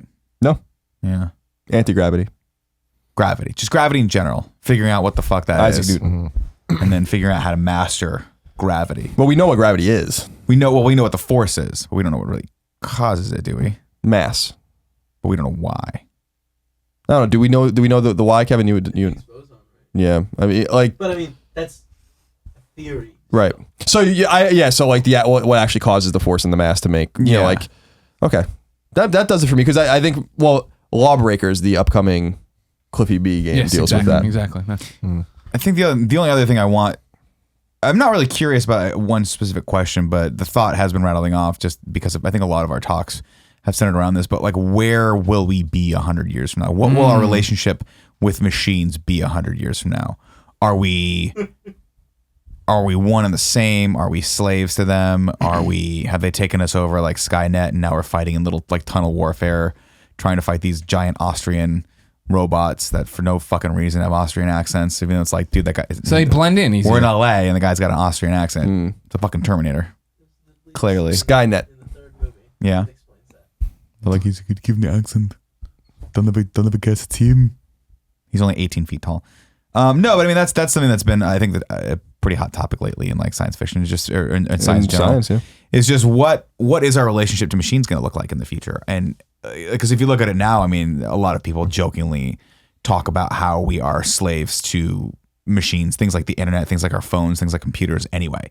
So is that relationship going to continue? And what are we going to be like once, because pretty much at once this machines point, understand that we need them. right. And when what's that relationship going to look like? I don't know. I just find that whole thing fascinating because I had this thought the other day as I was, I can't remember where I was trying to get to. Here probably, or home. No, I know how to get those inherently. I think I don't need I don't need MapQuest anymore for that. God damn it, Nick. But I had a thought like I can't really do anything. I can't really function anymore without computers or a phone or the internet. Like the free flow of information has changed the game so holistically that I, as a human being right now, if you said you can't have the internet, you can't have your phone, and you still have to function and work, you couldn't do it. Rooster Teeth just made the documentary about this. Did they? It's called Connected. Oh, that's coming cool. out next week. There's a trailer out for it now where it's Barbara, Ashley, and Blaine. They took away their phones and like all that stuff, internet access for like a week, and they gave them a bunch of tasks. Like they had to travel from like this location to this location, but they had to actually use maps. And the phones, like they couldn't use cell phones and stuff. They had to use Payphones like and stuff. payphones and that type of shit. And like there's a whole bunch of weird. It's not out yet, so I haven't seen it. But based on the trailer, I'm like, fuck, that's interesting. Sounds like just what you're talking about. But see, even that point, like, how would you use? There's no payphones left, right? No one has a it's hard. landline anymore. You take away someone's smartphone, you have zero means of communicating with anyone in the world aside from going to their house and knocking on their door, and that's crazy to think. So what the fuck is that going to look like 50 years from now? And we'll all see it, except maybe me. But you guys will all see it, most likely, because you guys live pretty healthily. Man, me and Kevin aren't going to see it. Aren't you the most healthy among us? I'm older, though. I'm an old guy. I'm just the cook. Why am I gonna die? Kevin, you come just on. took down 4 chalupas before Come this on, started, Kevin. Kevin. You're You sick took every that- other week as I well. asked you for a bite of your chalupa, and you defended it like a fucking mama bear defending her newly born cubs. You were like, no. He literally held me here with one hand, and I have bruises, and I'm calling the police. Call HR. Oh my God. I'm calling Mildred Miller to come put a box on him Rest in peace. and a rock. The thing that I've thought about my entire life is what's the point of life? And I've talked to many people about this, and I never really get anywhere. This is the point. There is I'm none. living But- right but now. That's the thing is it's just like, all right, so the point of life is to create more life. What's the point of their life? To create more life, but why? Oh, I see what you're saying. You know? And it's just kind of, it's weird where it's like, all right, so what is the goal? So it's like you make money to make yourself happy. You know what I mean? You need to get a job. You need to go to school. You need to get a job. You need to find a relationship. You need to, create kids and go from there, right? And there's all these like little wins along the way, like promotions, whether that's, in a job or like just, little moments of happiness. Like you have sex with somebody. That's a little something, right? You get a promotion. That's a little something. You have your kid. That's a little something. All these moments that are like, they make you feel good, whatever that means. And then it's like, you just keep doing that. So I feel like the goal is just continuously making yourself feel good. Sure. Until it becomes about trying to make a little dude feel good, you know? And then but why? Like, Then he leaves the house and what makes is you feel this, bad. this hamster wheel going? Yeah. It's because I mean I think it's simpler than you think. It's the sense that biologically we're not supposed to be self-aware. I don't think evolution's end goal was to make a species that knew what was going on. So we had this biological imperative to procreate because that's all we knew. And So it's are we like like- natural selection. Are we like the computer to Yeah. Some would argue that. Nature's- I don't know whose theory came up with that. It's not We're the me, first. but I if mean, you- we're the only species that can literally destroy and know we're destroying everything. And You're the one who you always say, right, that we're the first species to outsmart evolution, right? yeah, that we know of. I mean, and that's why I'm so interested to know if we're alone, because evolution has got to be universal, and so there are certainly other species out there that are the same. Like eventually you climb to the apex of the ladder where you're like, well, I am aware. Like once you become self-aware, it's a huge step in evolution that's not been reached by pretty much anything. Except some- they did just find those cave paintings of T-Rexes with Uzis. could some other mowing down species brontosauruses. evolve further than it is now? I mean, I feel like that's Yeah. already happening, right? With like certain bugs and shit. You mean like can the apes noses and evolve stuff into change. us But eventually? Yeah, I mean, but what if something like some animal that exists now ends up beating us? It took them longer to get there, but they did. Is I don't know that. even I don't know that it's possible? possible now. How come? Because I don't know that we would let that happen. Yeah, like we have a dynamic effect on the Earth where like even anything I think in a microevolutionary kind of way, and Kevin can kind of educate me more on this, is like I don't think anything's happening the way it's supposed to happen anymore because of our effect on the environment. And I'm not saying that in a good or bad way. I'm just saying like we are everywhere. We've populated the entire planet. There's humanity, like Homo sapien is everywhere. It's not like there's a kind of human here and a kind of human there. It's like we are everywhere, and there's no other species that's like that. So we've totally dominated, and that's kind of why I want to know if we're alone. Or I know we're not alone. I want proof that we're not alone because I want to see what happens. That's like I have a very morbid fascination with what happens when we figure that out. It's going to be a fucking reckoning for this race, and for this planet when we realize that we are a dick. Like we are, like when we find a radio signal or find a Dyson sphere, Right. Or especially if we find a Dyson sphere, We find a or Dyson figure out, sphere, it's game over. That basically, that is so revolutionary in what it stands for and what it means that we would just be, I don't know, it would be fucking chaos for a while. Yeah, I mean, if we, But it'd be chaos in a good way. That would be a great way. Not It would necessarily. be a cleansing chaos potentially, but it would be, I mean, you're talking about, actually, I don't know, because like my first instinct my first thing that I kind of think of is like if aliens came to visit, then it would put sort of a final pin in the idea of God, right? And what that meant for us as far as organized religion is concerned, right? Yeah. And so like but then they can always just explain it away. That's the beauty of No, they can't. the religion. It's It's like, bullshit. oh, God made them too, and here's a new book that we just found. so and yada, such yada, yada. nonsense. They're not It's going to like- find a new book. It's a new It's book. such a book in like the 40s. The aliens brought a new Mormonism. book. Did they? When did Mormonism come? It was in the around? That's a 19th whole century, new and that's a whole religion. different religion. But That was what I'm saying, though. Is like there's a like- possibility that someone's like, That oh, was the gospel. they found it in ET. Missouri. of course they did. But M-I-Z ZOU. but to K-E-Y-M-O-U-S-E. Real clever. But to me, it's just a matter of like it's not only because I know we're not alone. It's just not possible. So what I want is to just see what happens here when we find out. I don't care. Like we're gonna find in our lifetime, we are absolutely gonna find microbes or something that prove that life exists somewhere else. That's not what I'm curious about. It's obvious that life exists somewhere else. That's not what we're talking about here. Yeah, what I'm when you talking say about is life exists somewhere else, and someone's like, "Well, it's possibly fucking Yeah, it's probably a on single-cell Mars and on organism." Titan and Fuck you. Cladius I want to talk to or it. Enceladus, rather. I want it to give us new technology to make popsicles Then what do you want to do? Nick? faster. But if we Then I find wanna- How quickly do you want to fuck it? well, I mean, it depends on how like what the curves, what if it's my type or not. Yeah, okay. You see what I'm saying? If it's motivated, driven, we like it. What do you talk to it for hours? What it will look like, first of all, if a species can contact us and come here, then we are in big trouble.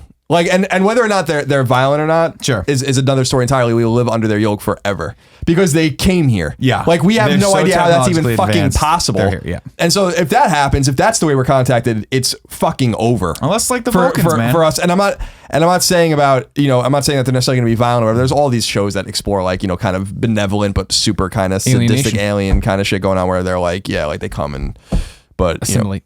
It would only but be not if only it- that, but they come and they're just like, we're just here. And we're like, great, you came in massive starships from another system. We have no idea how you did that. But yeah, let's live in peace. Like But we're maybe they don't equals. have something we have, like Slurpees. They You might know? not have Slurpees. That's Well, true. so what do you mean it's fucking over?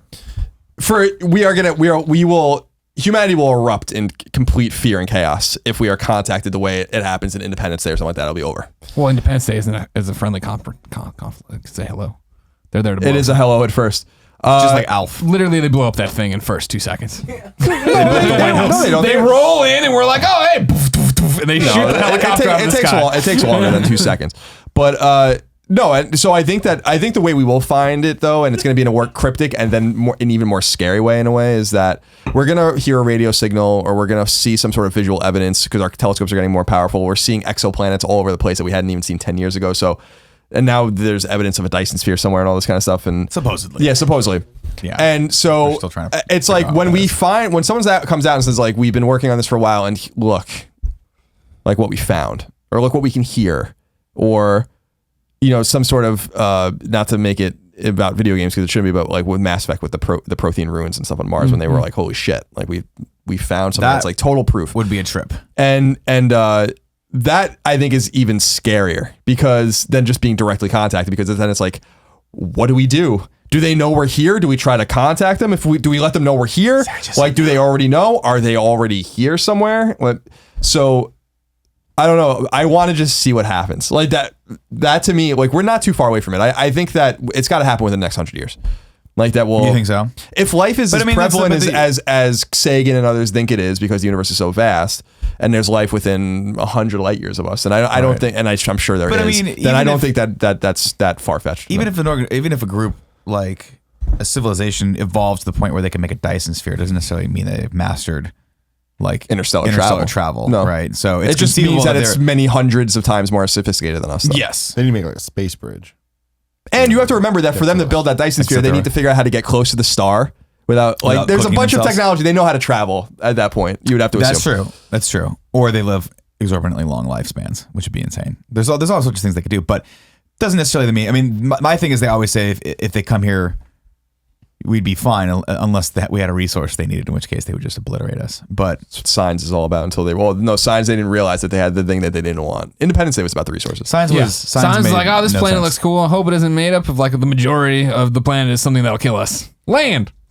Like cool. Invade. That seems solid. Oh God, it's water. No! Did you guys ever see either of the Day the Earth Stood Still films?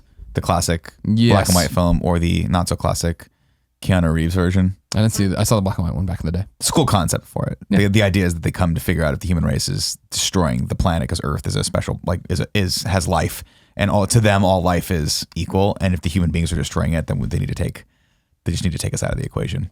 It's fucking crazy. Yeah, it's super interesting. I don't know. I'm super hung up on that. Like we're so worried about small things and small problems. Like I wish as a people we were sophisticated enough and had enough drive to be like, we're going to start sending out generation ships now. We're going to start like sending out thousands of probes and like let's figure this out. You know, Well, see, that's the whole thing because about what I'm saying. To do it for our children. It takes so long. I'm man. with you, and that's what what's exciting about today in that news story. But the thing about it is, I think, and maybe it's just the normal light versus dark of you and me. I think is that if we saw and we were like, that's a Dyson sphere, there's alien life out there. I don't think it would be as much pandemonium on here as actually be a unification in the way of like the way America came together after 9/11. The way you know what I mean, like when something globally bad happens and we're able to put our stupid shit aside for a second and focus. You know what I mean? When it suddenly does become not us versus them, but we are us, and that's something else. Like we need to have these conversations finally where it matters and do these things where we do need to think about future. We do have to, generations. but I'm interested to see what humanity. I think it was Sagan that talked about us contacting a sophisticated alien race is like when Columbus ran into the Arawak Indians. Yeah, It's like no chance. Yeah. For Yeah. you. We have such a So you better hope that like these people are benevolent or these aliens or these creatures are benevolent because they can just fucking crush you. Yeah. And it would actually be even more extreme than that. It would be like us now running into the Arawak Indians. Yeah.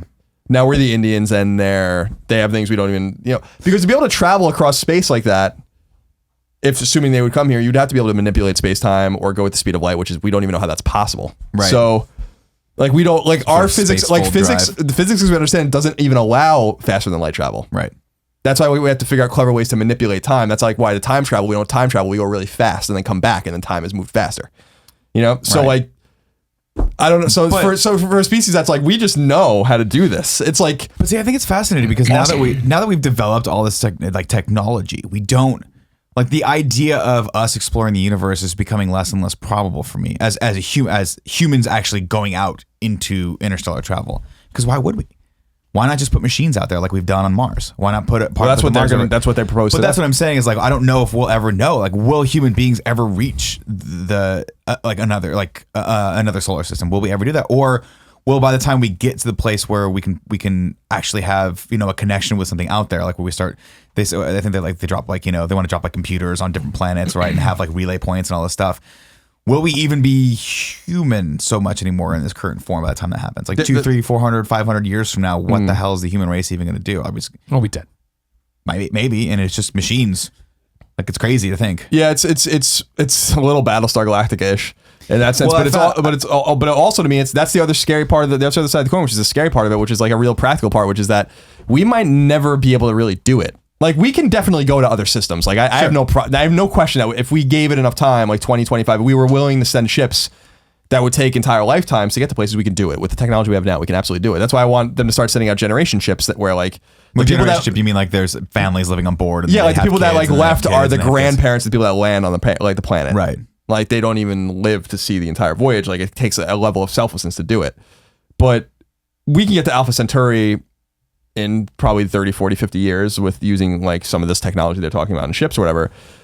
It's just a matter of like what's scary and sad is that if the civilization's 1,000 light years away and we know they're there and the communication at the speed of light takes 1,000 years, like it's so helpless. It's like what we like that sucks. Like they're there, we know they're there, Right. and like we can't. And maybe they feel the same way about us. Like we know they're there, we can't. They might actually not even know we're there because we've not even transmitting anything for long enough for them to even see it. That's how fucking vast space is. If you're more than 80 light years away from Earth and you're trying to read radio signals, you're not even going to read our radio signals yet. That's the crazy and sad part of it is like maybe we'll just never have a solution and we'll just know they're there. That's like the almost helpless like fucking Twilight Zone-esque kind of Rod Serling shit where it's like there they are, but you assume though if you can master fast and light travel, though, the communication comes with that, right? Yeah, but even in grounded science fiction, like it's all manipulating like weird. Like in Mass Effect, it's about reducing things to zero mass Right. so that they can travel faster than light and using relays to bounce things around and stuff like that because they're just mass can't travel that fast. Right. So Because as mass travels faster, it gets heavier, right? I think so. And then Yeah. I think like it's just physically not possible for mass to travel at the speed of a photon because photon doesn't have a mass. Right. So crazy I don't know. shit. It's interesting. So I want that's the question I want is like not even all of this existential shit. It's just like I just want definitive proof of a intelligent race that's not here. And I do think that it will be the beginning of the end of this planet. I think if they haven't already, right? I mean, like the idea of like it really is when you talk about how technology with telescopes has gotten like exponentially better over the years. Pointing at someone, how long is it going to take for someone to point something into a sector of space we haven't seen before and be like, that's metal, that's not a planetoid or a meteorite, that's a ship of some sort or something that's been put out into space and it's not one of ours. It's going to happen. I hope so. Yeah, that's the other interesting thing is like, has anyone figured it out? And they just don't. There's like the government's like, there's no reason for us to say anything, like because the mass panic. We don't know what this even is, but we know it's not ours, and we know it's intelligent. Something, right? But yeah, you're right. Like that's the cool thing about astronomy is it's so democratized that like discoveries are made by random people all the time. Well, yeah, you can't stop people from looking up into the sky. They don't have powerful enough equipment to see like deep, right? But they can see. You know, like they're not using that fucking Pluto was discovered by some dude that was like dicking around at a planetarium. You know, like. He wasn't even, or at a telescope. He wasn't even like a real astronomer. He became an astronomer after he discovered Pluto. They're like, you get to name this planet, and he's like, I really like that dog. That Goofy. Mickey's dog. He was using like a blink spectrometer to like go between pictures and just finding things that were moving because he was bored. Then he found this dot that kept moving across the sky, and that was how he found it. He wasn't even an astronomer. So that's like what's so crazy. Cool. It's always been like, even the gentleman astronomer is like Galileo and Copernicus. Like they were trained scientists, but they were they were making their own tools as they went, their own optical tools. Galileo was the one who fucking figured out how to use telescopes to begin with. So that's crazy. That's how we found the moons of Jupiter. I want to know about aliens. I want to know about JFK. I want to know what happened to this Malaysia airliner. I want to know about 9/11. I would have said aliens, but then Colin stole it. So then all those other ones he had in there too. But those are the kind of stuff I feel like we'll never know. Yeah. When nobody's gonna. Where the fuck is the Pentagon video? Why is it just a bunch of fucking frames? Show me something. You got 1 million cameras. I don't believe you. That's what I want to know, Tim. Those are good questions, Greg. Thank you. Mm-hmm. Ladies and gentlemen. What, you have something? Yeah, the avocados. Fuck off. Ladies and gentlemen, this has been another episode of the Game Over Greggy Show. If you didn't know, each and every week, the Game Over Greggy Show comes to you. Where did I get off track with it? I don't know. Right It's there. been a long show. Really? Just there, yeah. Where it comes to you, and I'm like, each and every week. if you didn't know, but that's what I best friends gathered on this table to bring you all the news you need to know. Ropers. Go to patreon.com/kindafunny if you want the episodes early or exclusive perks. But if you don't have any bucks to toss our way, head over to kindafunny.com. That's youtube.com/kindafunny, where you get the show broken up topic by topic, day by day, until we post one big MP3 and one big video for your perusal the next Friday. Gentlemen, thank you for your time. Thank you, Greg. Thank you. Until next time, it's been our pleasure to serve you.